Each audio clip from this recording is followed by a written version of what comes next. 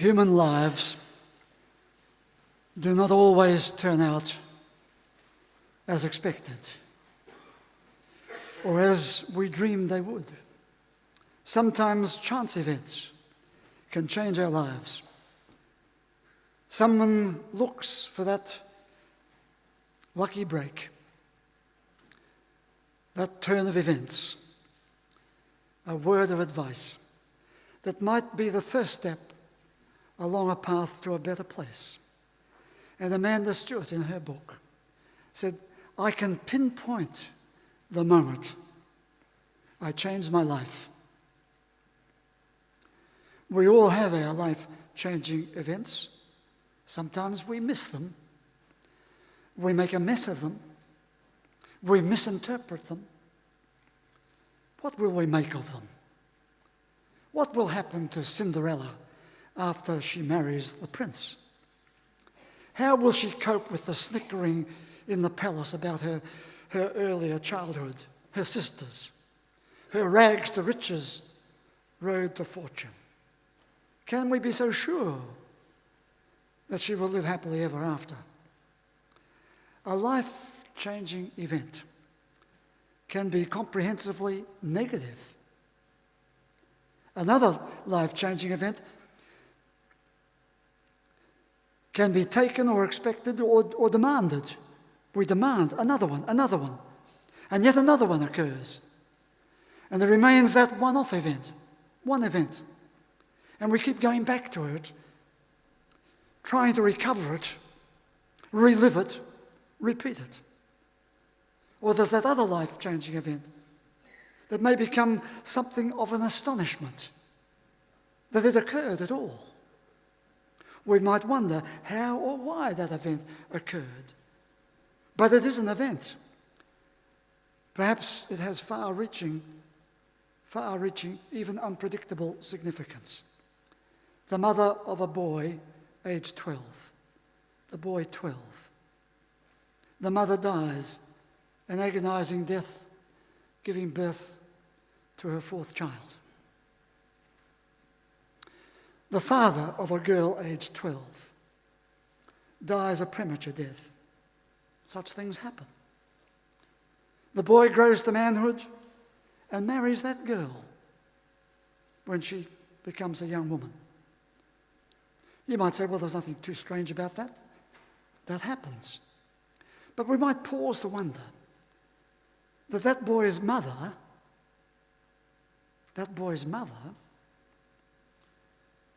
had her origins in the far northwest of Scotland. And the girl's father had his origins in the southwest edge of Wales. So the ships, two different ships carrying two different people from the very different places, come to this country years apart and settle in places well apart. And we might wonder that the son of that father and the daughter, the son of that mother and the daughter of that father, both losing a parent at the age of 12, should find each other and marry. And I wonder at what point, if ever, did they pause at that strange process that two people who'd been through similar griefs should come together like that.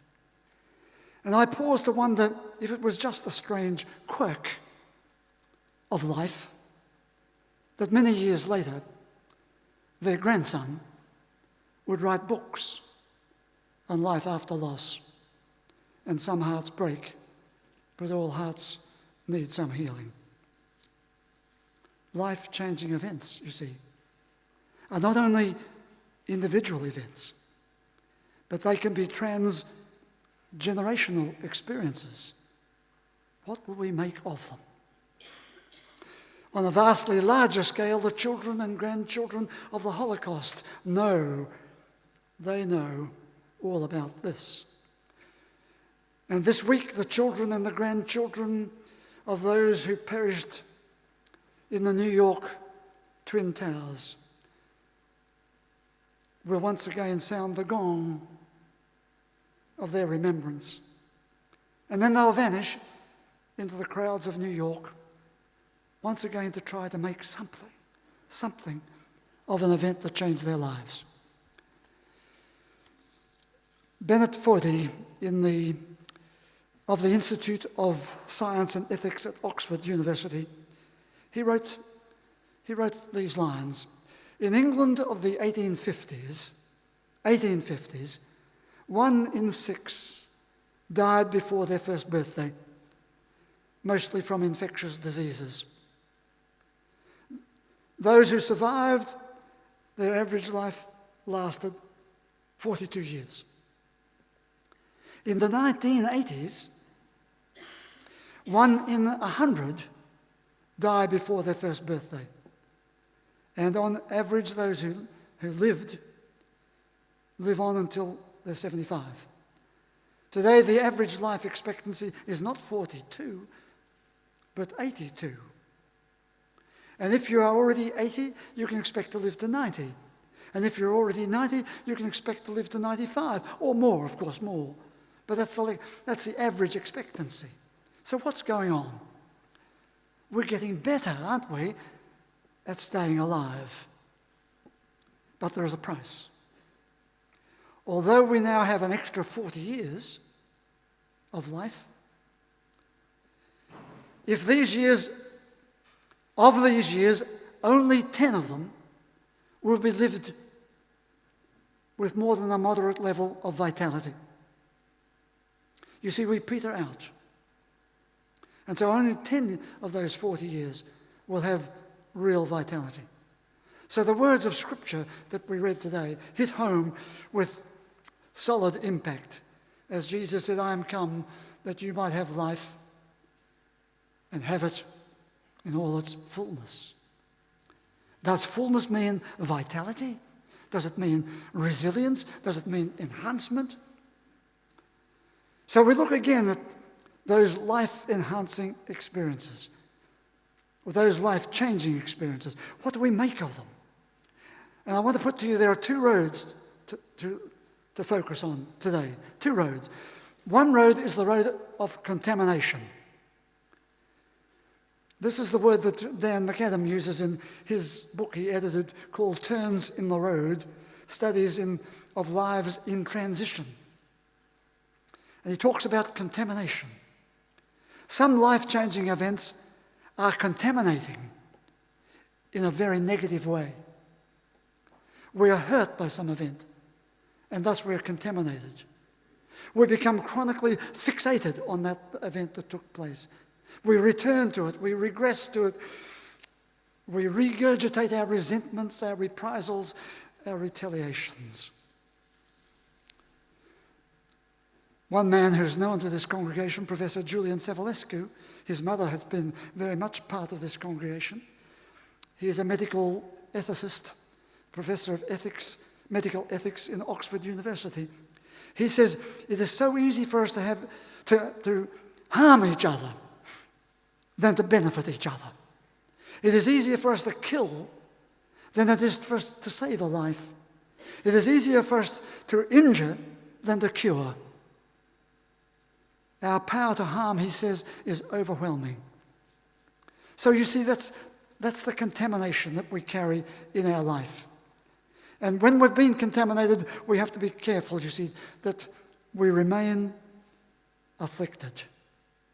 We need a release from that contamination in order to get onto that second pathway, that second road that I mentioned. So one road is contamination, where an event occurs and we are contaminated by it, and that contamination sticks. The other road, life-changing events, can put us on this other road, which I call the road to enhancement. Self-enhancement, interpersonal enhancement, wider social environment enhancement. Yesterday's newspaper told of a story of a young woman, her experience, that could be repeated, I should think, thousands of times across this city and far beyond. Do you know, while she was at high school, her principal said to her, "You'll never amount to anything. you'll never amount to anything. How many times does a person have to say that before you're contaminated with such words? Well, there was a moment when she really felt she was going to be contaminated. And it could have affected her for the next 20, 40, 50 years of her life. Instead, she turned it into a positive self-enhancement. She's now 23. She's training to be a psychologist. And she is so energized with a vision that she's going to work with the Child Protection Society. We know, all of us, we all know how easy it is to be contaminated by negativity.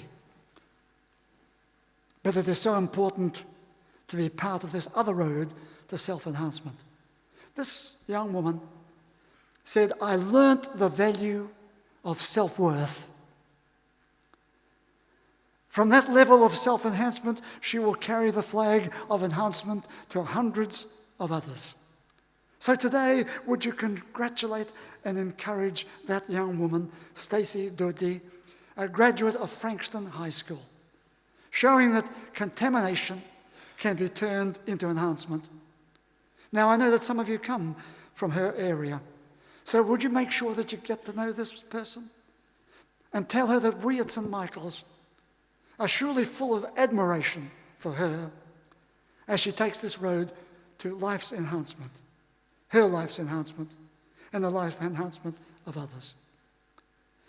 If you're watching, you can see life-changing experiences every week in your own life.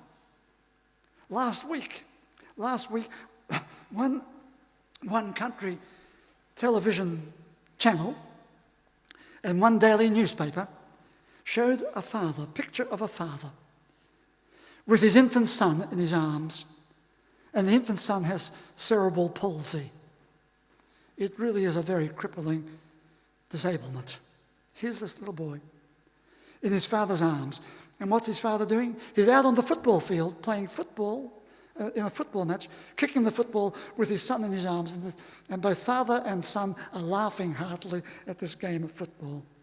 And so did the whole crowd, and so did many other people. As if the son and the father were both playing the game together. Thereby, that country town, and far beyond, showed that a hugely life-changing event can be something positive and even enhancing for wide communities of people.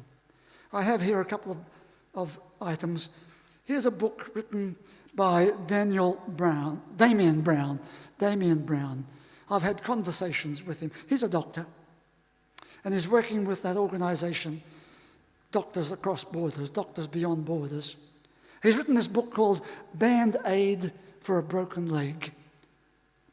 And he's a doctor going into very desolate, needy places in Africa, showing that he can carry an important enhancement to other people. Here's the journal, one of the journal articles, Interaction, which is about that very organisation, Doctors Beyond Borders. And there are 2 or 3 items here. Here's Cindy Gibb, a nurse from Christchurch. She's in Tajikistan doing her work there. Here's a young doctor. Where is she? Dr. Philippa Bull. She's also working with Doctors Across Borders. And she is, if I could only read it, and I can't, but she too is in Africa. And so various people here. Here's Sahar Bajir, a pharmacist, doing the same thing. All stories of people who have picked up their own lives with something to contribute, knowing that they have found something in themselves, for themselves, and have carried that good sense of self-enhancement to other people that their lives might be enhanced. Isn't that far better than all this ugly punching and stabbing that we hear about, murdering on the streets and mayhem on the roads? If only more people could do this. A life-changing experience can leave any one of us with a lot of anger, a lot of resentment, or it can be an awakening A life-changing experience can, of course, leave us stressed and distressed, or it can lead us towards sources of healing, as you've heard this morning. A life-changing experience can leave us in our state of grieving and grievance, or it can remind us of what gratitude can do for us.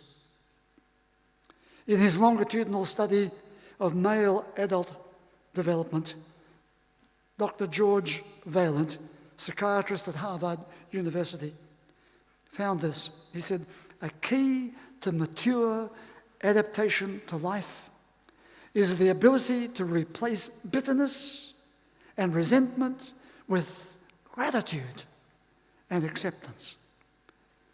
And Dr. Robert Emmons, in his book, which I've mentioned before and I shall bring in again, he wrote a book called Thanks. And in it he said, self-destructive emotions are transformed into ones that permit healing and restoration. A dispositionally grateful person will tend to see what is good in a situation and to notice less what is bad. Or Elie Wiesel, survivor of the concentration camps of the Second World War, a man from Auschwitz, suffered the loss of his family, saw many people lose their faith, saw hundreds of them lose every semblance of humanity. But he came out and he said, the key to your own prison is gratitude. It has the power to transform your life. That's what he said. If the dust settles and you're still standing, start walking. You can leave the kingdom of night. Your freedom begins with being thankful for the small things and gaining courage and strength to reach out to a few of the bigger things. So what can we say? What can we say about our life-changing events? What will you make of them? Keep alive your vitality. It is one of the key ingredients of life in all its fullness. Try to avoid that contamination. Or if you do get contamination, get release from it, because it prevents you from getting on with your life. And as the scriptures today said, and reaching out to your potential, your full potential. Get over the contamination. From anger and an aggrieved state, search for sources of healing. Be awakened to the possibilities of the enhanced self, ourselves, which carries us forward. You see, once you feel enhanced in yourself, the enhancement flows to others and to the social environment. Study the various experiences and expressions and responses of gratitude. Move from the flatlands and your fixations of life to life in all its fullness. At least aim for it. Aim for it. It is possible to live for years in your flatlands, in those fixations, believing that you are so justified to be just there, to be resentful, to be angry, to go back over and over again. But there needs to be that awakening. That these flatlands and fixations grind into your body, into your mind, into your soul, as we said in the interview today. Like some people in the world of music. They go on playing the music, or they go on singing the song, but the vitality within the soul has somehow disappeared. So we need a double awakening. First, awaken to the impact of the flatlands and fixations. Be awake to them. And second, be awake to the need to hear that life in all its vitality and all its fullness is calling you onto this other road. A life-changing event, you can have one every week, every day. And it can bring enhancement to yourself, enhancement to others, and enhancement to your social environments. This is so important. This is what I hope makes the difference to every person who comes to St. Michael's week by week. I hope that each one of you who come here today will carry this word away, that you can be contaminated, but it's far better to choose this road of enhancement. And that's where you can become different. That's where we all become different. Because as soon as you've got that self-enhancement, you're going to carry it to somebody else.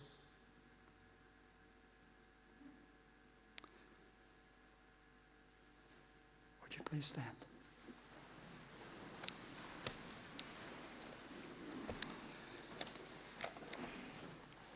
And would you pause for the blessing?